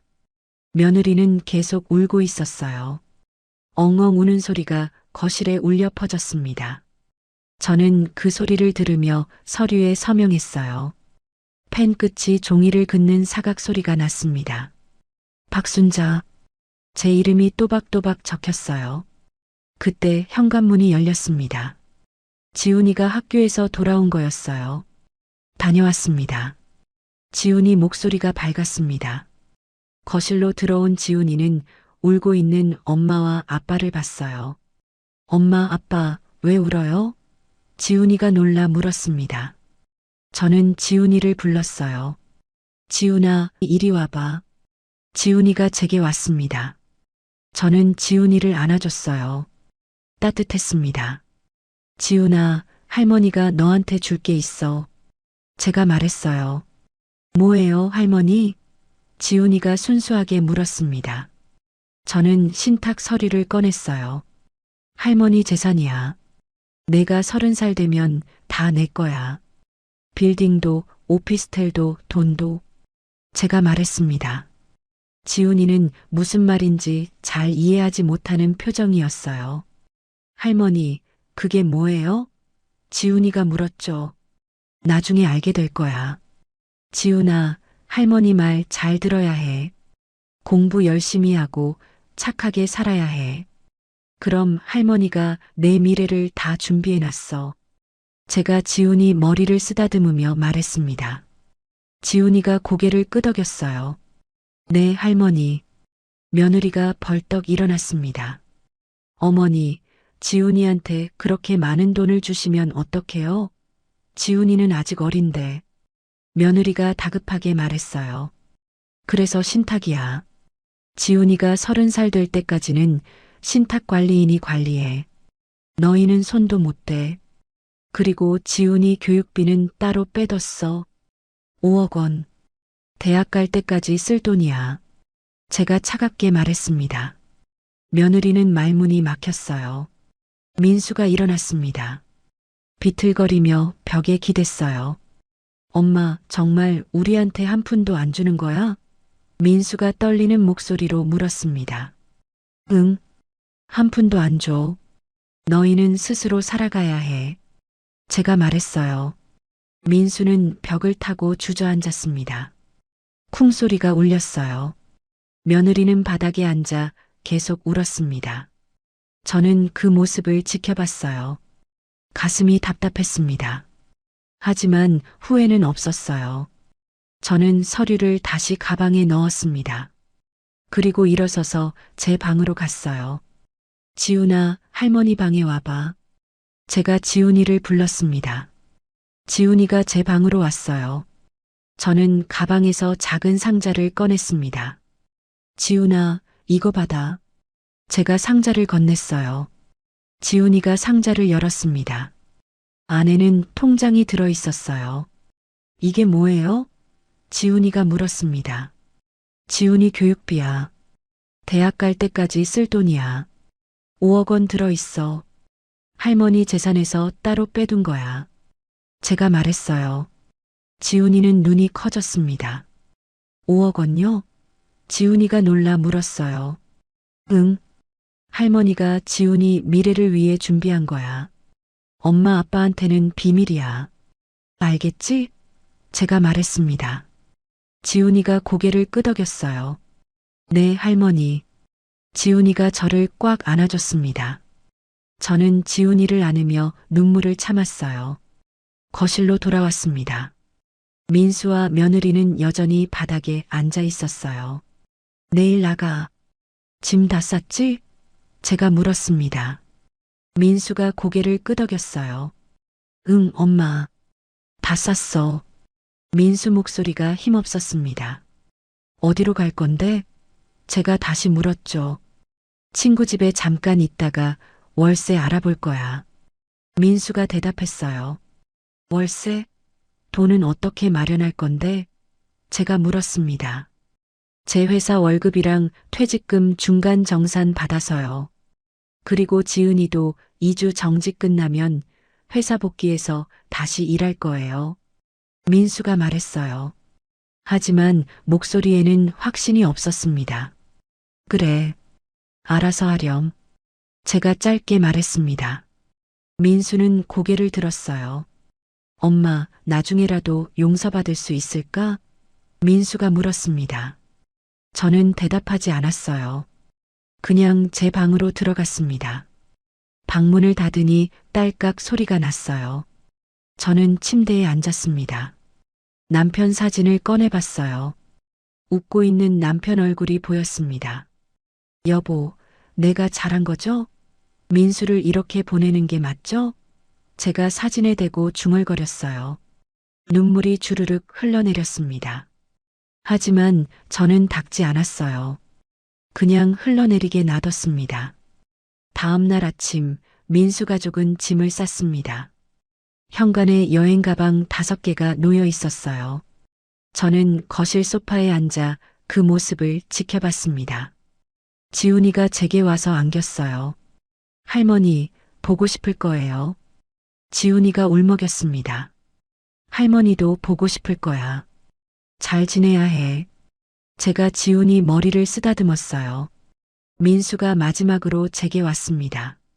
엄마, 그동안 정말 미안했어. 민수가 고개를 숙였어요. 저는 대답하지 않았습니다. 며느리도 고개를 숙였어요. 어머니, 죄송했습니다. 며느리 목소리가 떨렸습니다. 저는 여전히 아무 말도 하지 않았어요. 현관문이 열렸습니다. 민수 가족이 가방을 끌고 나갔어요. 가방 바퀴가 바닥을 구르는 소리가 드르륵 드르륵 울렸습니다. 지훈이가 마지막으로 돌아봤어요. 할머니, 안녕히 계세요. 지훈이가 손을 흔들었습니다. 저는 손을 들어 흔들어줬어요. 안녕, 지훈아. 잘 지내렴. 쾅. 현관문이 닫혔습니다. 빈집의 정적이 저를 감쌌어요. 저는 소파에 그대로 앉아 있었습니다. 얼마나 시간이 흘렀을까요? 저는 창밖을 봤어요. 2월의 차가운 하늘이 보였습니다. 이제 끝났구나. 저는 핸드폰을 꺼냈습니다. 미정이한테 전화를 걸었어요. 신호음이 2번 울렸습니다. 미정아, 나야. 다 끝났어. 제가 말했어요. 고생했어, 순자야. 이제 내 인생 살아. 미정이 목소리가 들렸습니다. 고마워, 미정아. 정말 고마워. 제가 말했어요. 전화를 끊었습니다. 저는 여행 가방을 꺼냈습니다. 옷을 챙기기 시작했어요. 유럽에서 입을 옷들이었습니다. 가방을 싸면서 생각했어요. 이제 저는 자유예요. 570억 원의 자산을 가진 자유로운 여자. 오랫동안 억눌렸던 제 인생을 되찾는 거예요. 오후쯤 부동산에서 전화가 왔습니다. 한 달 전에 계약한 집 잔금 날짜가 확정됐다는 연락이었어요. 다음 달 15일에 잔금 30억 원 받으시면 됩니다. 부동산 직원이 말했습니다. 저는 고개를 끄덕였습니다. 알겠습니다. 제가 말했어요. 전화를 끊고 저는 창밖을 봤습니다. 해가 지고 있었어요. 붉은 노을이 하늘을 물들이고 있었습니다. 이제 새로운 시작이에요. 민수와 며느리는 없어요. 하지만 지훈이는 제가 지켰어요. 570억 원의 자산 중 5억 원은 지훈이 교육비로 따로 빼뒀고 나머지 565억 원 중에서 550억 원은 지훈이가 30살 되면 받을 신탁으로 설정했습니다. 지훈이는 앞으로 좋은 교육을 받을 거예요. 좋은 대학에 가고 하고 싶은 일을 할 겁니다. 그때까지 신탁 관리인이 잘 관리할 거예요. 저는 이제 제 인생을 살 겁니다. 혼자서 밤이 깊어갔습니다.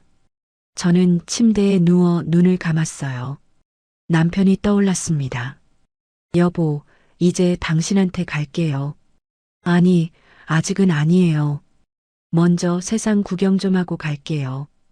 유럽도 가보고 남미도 가보고 당신이랑 못 가본 곳 다 가볼 거예요.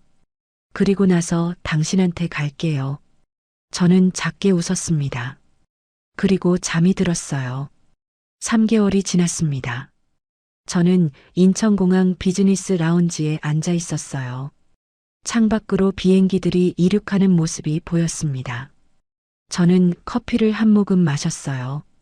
따뜻했습니다. 유럽 여행을 떠나기 전 마지막 날이었어요. 내일이면 파리로 갑니다. 3개월 동안 유럽을 여행할 겁니다. 지난달에 받은 잠실 아파트 잔금 30억 원 덕분에 이제 저는 현금만 150억 원을 가지고 있었어요. 하지만 그 돈이 제게 행복을 주진 않았어요. 다만 자유를 줬을 뿐이죠. 민수 가족이 집을 나간 지 한 달이 지났습니다. 어제 미정이한테서 연락이 왔어요. 순자야, 민수네 소식 들었어? 미정이가 물었습니다. 아니, 무슨 일인데? 제가 대답했죠.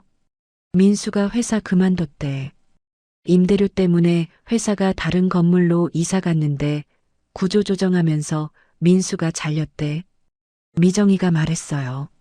저는 아무 말도 하지 않았습니다. 그리고 지은이는 2주 정직 후 복직했는데 회사 분위기가 안 좋아서 결국 사표 냈대. 지금 구직 중이래. 미정이가 덧붙였습니다. 그래. 제가 짧게 대답했어요. 미정이가 한숨을 쉬었습니다. 민수네 가족이 지금 경기도 외곽 투룸에 산대. 월세 50만 원짜리. 생활이 많이 힘들어 보이더라. 미정이가 말했어요. 저는 창밖을 봤습니다. 비행기 한 대가 활주로를 달리고 있었어요. 그건 민수가 선택한 길이야. 제가 말했습니다. 하지만 지훈이는 달랐어요. 지훈이는 일주일에 한 번씩 제게 전화했습니다. 할머니, 보고 싶어요. 지훈이 목소리가 들렸어요. 할머니도 보고 싶어? 학교는 잘 다니고 있어?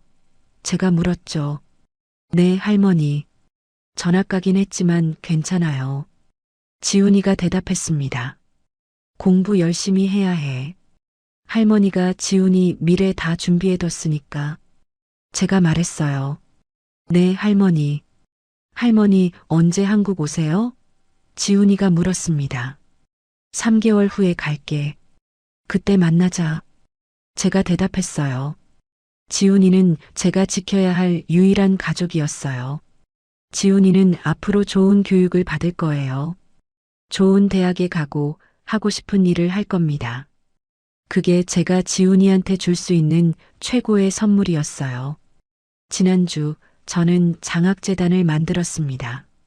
순자장학재단. 가난한 학생들을 위한 장학금이에요. 10억 원으로 시작했고 매년 장학금을 지원할 겁니다. 제가 국수집하며 악착같이 모은 돈이잖아요. 그 돈으로 누군가의 미래를 만들어주고 싶었어요. 미정이가 이사로 들어왔고 전문가들이 운영을 맡았습니다. 그리고 저는 고아원에도 기부했어요. 5억 원. 가족 없이 자라는 아이들을 위해서요. 저는 가족이 있었지만 가족한테 버림받았어요. 그 아이들은 가족이 없지만 적어도 따뜻한 환경에서 자랄 수 있으면 좋겠다고 생각했습니다. 탑승 안내 방송이 나왔습니다. 파리행 비행기가 곧 출발한다는 방송이었어요. 저는 가방을 들고 일어났습니다. 게이트로 걸어가며 생각했어요. 72세에 시작하는 새 인생. 늦지 않았어요.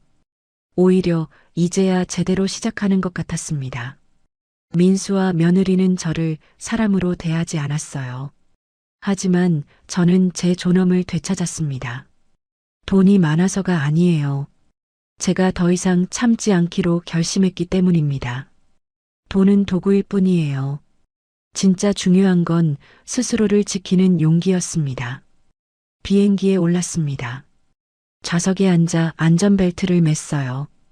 딸깍 소리가 났습니다. 창밖으로 한국 땅이 보였어요. 저는 작게 웃었습니다. 이제 파리에 가서 에펠탑을 볼 거예요. 로마에서 콜로세움을 걸을 거고 런던에서 템스강을 따라 산책을 하고 손흥민 선수의 축구 경기를 볼 거예요. 남편이 가고 싶어 하던 곳들이에요.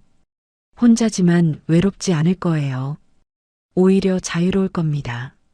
아무도 저를 무시하지 않고 아무도 저한테 냉장고 정리하라고 하지 않을 테니까요. 그리고 3개월 후 돌아와서 지훈이를 만날 거예요. 지훈이 손잡고 공원을 걸으며 이야기해 줄 거예요. 할머니가 어떻게 존엄을 되찾았는지, 그리고 지훈이한테 말해 줄 겁니다. 지훈아, 세상에서 제일 중요한 건 돈이 아니라 자기 자신을 지키는 거라고. 아무리 가족이라도 너를 함부로 대하게 두면 안 된다고. 비행기가 활주로를 달리기 시작했습니다. 엔진 소리가 커졌어요. 그리고 이륙했습니다. 땅이 멀어졌어요. 저는 창밖을 봤습니다. 구름 위로 올라가니 하늘이 맑았어요. 저는 눈을 감았습니다. 남편이 떠올랐어요. 여보, 지금 가고 있어요. 당신이 가고 싶어 하던 곳으로. 조금만 기다려요. 여러분, 오늘 72세 박순자님의 이야기 어떻게 들으셨나요? 가족이니까 참고 살아야 한다. 나이 들면 그냥 얹혀 사는 거지. 아마 평생 이렇게 스스로를 눌러오신 분들도 많으실 겁니다. 하지만 오늘 이야기는 말해줍니다. 돈보다 집보다 혈육보다 더 중요한 건 내 삶의 가치와 나를 존중하는 마음이라는 것을요. 참는 것만이 미덕이 아닙니다. 때로는 더 이상 나를 짓밟게 두지 않겠다고 서는 용기가 진짜 어른의 용기입니다. 72세에 집을 팔고 가족을 정리하고 비행기를 타는 건 절대 늦은 선택이 아닙니다. 100세 시대라면 아직도 30년이라는 시간이 남아 있습니다. 남은 30년을 눈치 보며 사느냐, 아니면 박순자님처럼 나를 존중하는 인생 2막을 열 것이냐, 선택은 결국 내 몫입니다. 혹시 지금 이 방송을 들으시면서 나도 저런 말 한번 하고 싶다. 나도 저렇게 한 번쯤은 나를 위해 살아보고 싶다. 고개 끄덕이셨다면 댓글로 남겨주세요. 오늘 이야기가 마음에 와 닿으셨다면 구독과 좋아요 부탁드리고 지금 어디에서 어떤 마음으로 듣고 계신지 댓글로 남겨주세요. 여러분이 적어주신 그곳으로 건강과 행운의 기운을 가득 담아서 보내드리겠습니다. 오늘도 따뜻하고 행복한 하루 보내시기 바랍니다. 감사합니다.